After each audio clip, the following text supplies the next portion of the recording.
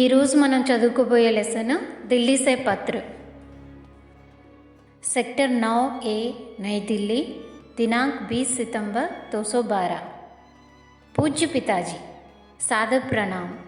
हम परसों सकुशल दिल्ली पहुंच गए। हमारी यात्रा बहुत अच्छी रही।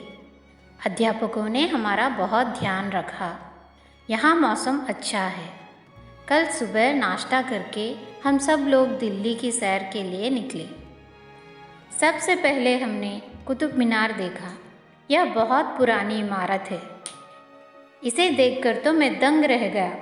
बहुत ऊंची मीनार है। अध्यापक जी ने हमें बताया कि गुलाम वंश के प्रथम सुल्तान कुतुबुद्दीन ऐबक ने इसे बनवाया था। इसकी ऊंचाई 280 फुट के करीब है। इसके ऊपर पहुंचने के लिए 379 सीढ़ियां हैं। इसके ऊपर चढ़ने पर चारों ओर का दृश्य बहुत सुंदर दिखाई देता है। वहाँ से हम लाल किला पहुँचे। मेरा आश्चर्य का ठिकाना न था। मैंने तो केवल इसे 26 जनवरी और 15 अगस्त के दिन ही टीवी पर देखा था।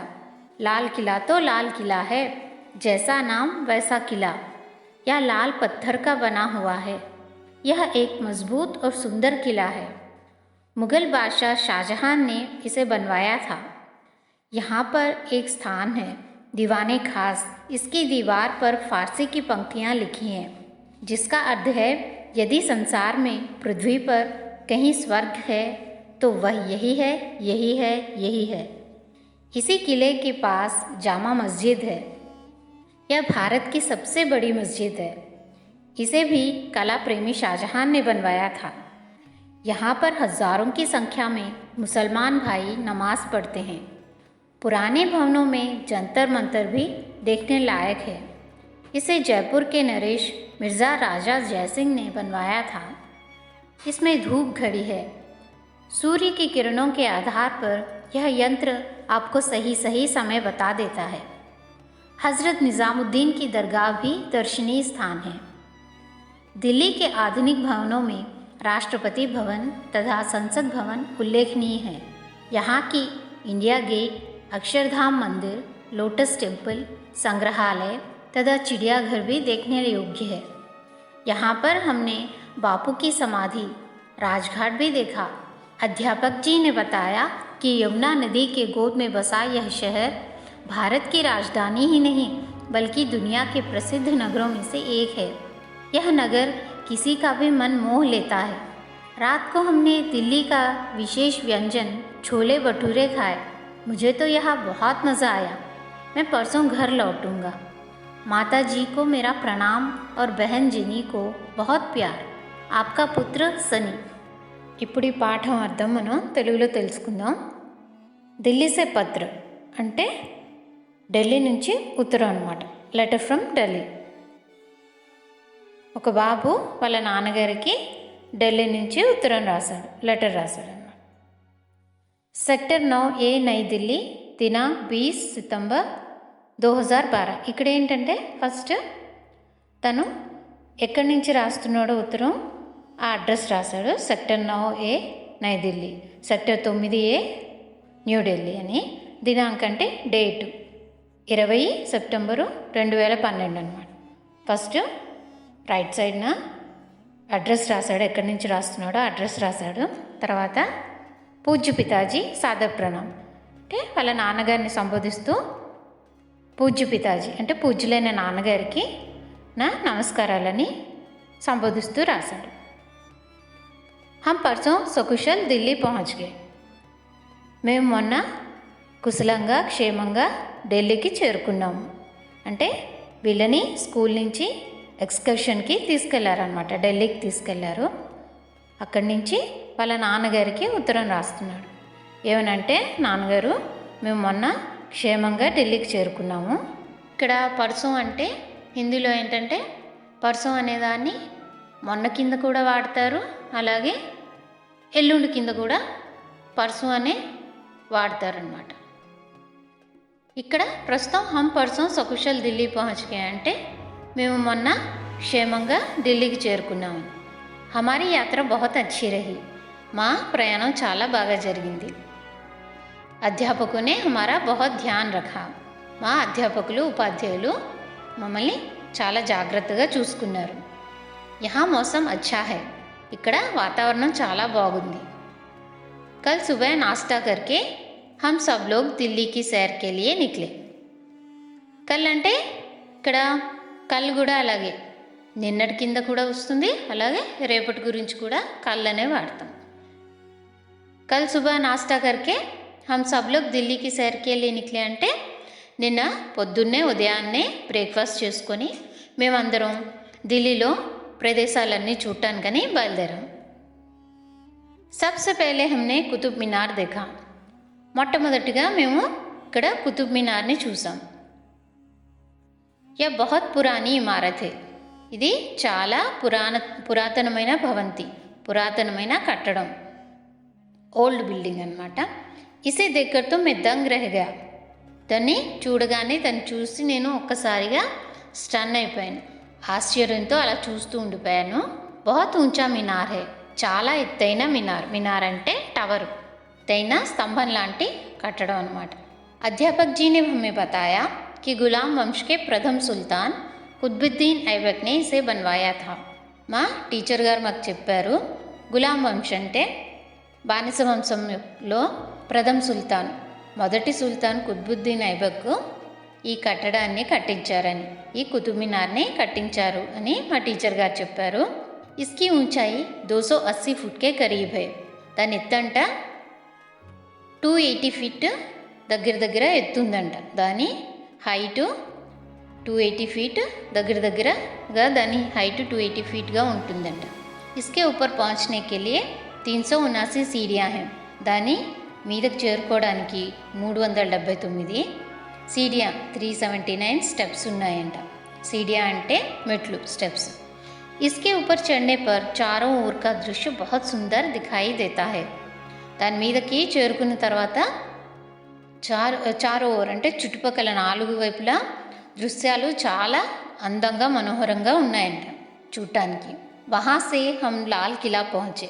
ఇంకా కుతుబ్ మినార్ అయిపోయాక మేమందరం అక్కడి నుంచి లాల్ కిలా, రెడ్ ఫోర్ట్, ఎర్రకోటకి చేరుకున్నాం.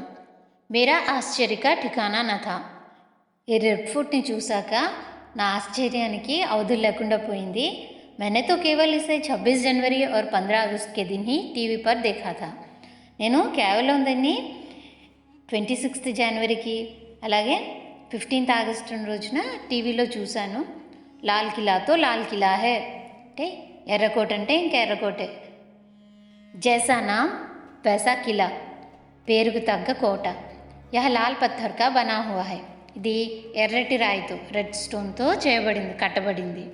యహ ఏక్ మజ్బూత్ और సుందర్ కిలా హై. ఇదొక దృఢమైన మరియు అందమైన కోట. ముఘల్ బాద్షా షాజహాన్ నే ఇసే బన్వాయా థా.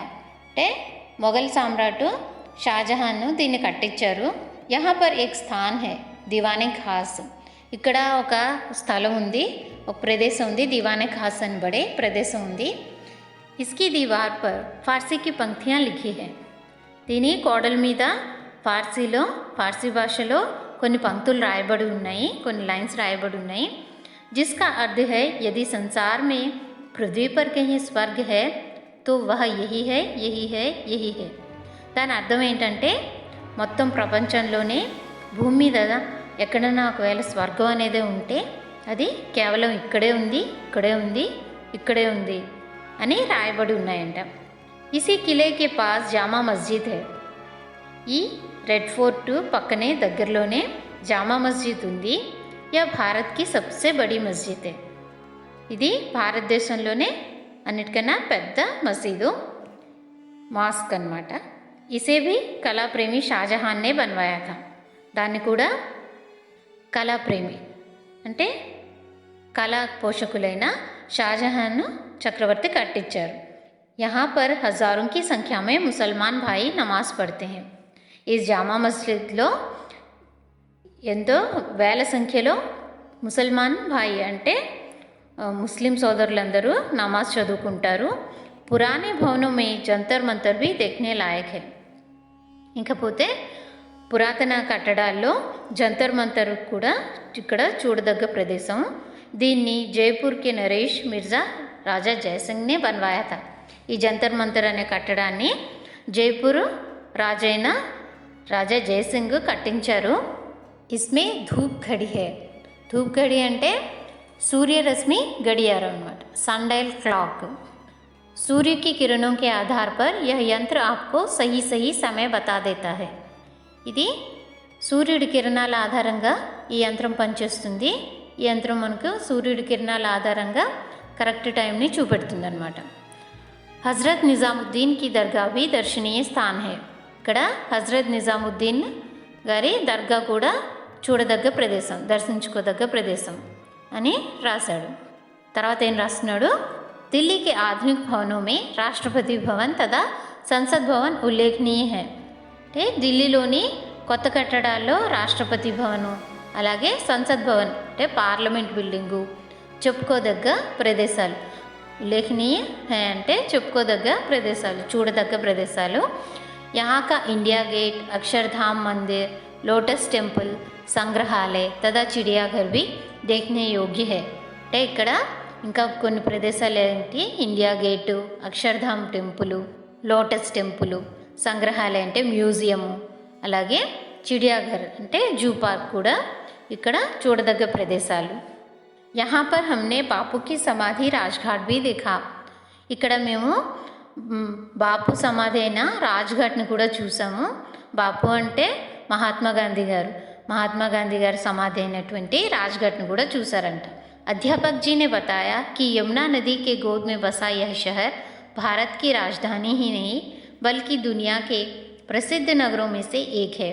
అంటే మా ఉపాధ్యాయులు చెప్పారు ఏమనంటే, యమునా నది యొక్క ఒడిలో అంటే యమునా నది ఒడ్డున ఏర్పడినటువంటి ఈ నగరం కేవలం భారతదేశ రాజధాని మాత్రమే కాదు, ఇది ప్రపంచంలోనే ప్రసిద్ధిగాంచిన నగరాల్లో ఒకటని మా టీచర్ గారు చెప్పారు.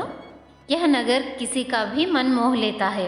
అంతే కాదు, ఈ నగరం ఎటువంటి వారినైనా ఇట్టే ఆకట్టుకుంటుంది, ఎవరి మనస్సునైనా ఇట్టే ఆకట్టుకుంటుంది. रात को हमने दिल्ली का विशेष व्यंजन छोले भटूरे खाया. రాత్రి మేము ఢిల్లీ స్పెషల్ వంటకం అయినటువంటి छोले भटूरे కూడా తిన్నాము. मुझे तो यहाँ बहुत मज़ा आया. నాకైతే ఇక్కడ చాలా బాగా నచ్చింది, చాలా ఎంజాయ్ చేశాను. मैं परसों घर लौटूंगा. నేను ఎల్లుండు ఇంటికి వచ్చేస్తాను. ఇగోండి, మొదట పర్సు అని మనకి లెసన్ మొదట్లో వాడినప్పుడు అది మొన్నటి గురించి రాశారు. ఇప్పుడు చివరిలో వచ్చిన పర్సు ఏంటంటే మనకి ఎల్లుండు అని అనమాట. మే డే ఆఫ్టర్ టుమారో. మే పర్సు ఘర్ లౌటుంగా అంటే నేను డే ఆఫ్టర్ టుమారో నేను ఇంటికి చేరుకుంటాను, రిటర్న్ వచ్చేస్తాను అని రాశాడు. మాతాజీ కో మేరా ప్రణామ్ और बहन जेनी को बहुत प्यार. ఇంకా ఉత్తరం ముగిస్తూ ఏమని రాశారు, అమ్మకి నా నమస్కారాలు, అలాగే బెహన్ జెనీకు బహుత్ ప్యార్ అంటే బెహన్ అంటే ఇక్కడ బెహన్ అనేది హిందీలో అక్కకి వాడతారు, అలాగే చెల్లికి కూడా వాడతారు. మనం సందర్భానుసారంగా చూసుకొని దాన్ని దేనికి వర్తిస్తుందో చూసుకోవాలి. ఇక్కడ బహుత్ ప్యార్ అన్నారు కాబట్టి తనకన్నా చిన్నదై ఉంటుంది అని మనం అనుకోవచ్చు. కాబట్టి చెల్లికి నా ప్రేమ అని రాశాడు. ఆప్కా పుత్ర సన్నీ అంటూ తను ఉత్తరం ముగించాడు. మీ పుత్రుడు సన్నీ అని చివరిలో తన పేరు సన్నీ అని రాశాడు. ఇప్పుడు ఈ లెసన్లో వచ్చిన కొన్ని పదాలు ఏవైతే ఉన్నాయో పర్సం, కల్, బెహన్ ఇలాంటి పదాలన్నీ ఇప్పుడు హిందీలో వాడే ఈ పదాలని మనం సందర్భానుసారంగా వాడుకుంటాం. పర్సం అనేదాన్ని మొన్నటికి వాడతాం, ఎల్లుండికి వాడతాం. అలాగే కల్ అనేదాన్ని నిన్నటికి వాడతాం, రేపటికి వాడతాం. అలాగే బెహన్ అనే పదాన్ని కూడా అక్కకైనా వాడచ్చు, చెల్లికైనా వాడచ్చు. మనం సందర్భానుసారంగా వీటిల్ని వాడుకుంటాం. ఇప్పుడు ఈ లెసన్ కంప్లీట్ అయిపోయింది కదా, ఇక మనం ఈ లెసన్లో వచ్చిన శబ్దార్థం నేర్చుకుందాం.